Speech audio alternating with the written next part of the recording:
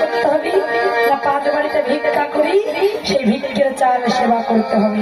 তাহলেই আপনি বুঝতে পারবেন ভিক্ষার চালের স্বাদের অনুভব কতখানি।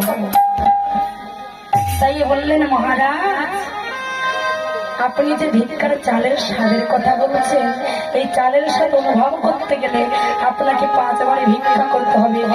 তারপরে সেই চাউল রান্না করে আপনাকে বুঝতে হবে, সেই চাউলের ভাত আস্বাদন করে বুঝতে হবে সেই ভাতের স্বাদ কতখানি। তাই না গো ভক্তিমতী মায়েরা, গোপীগণ বললেন, হে দয়াময়, হে বিপদ ভঞ্জন মধুসূদন,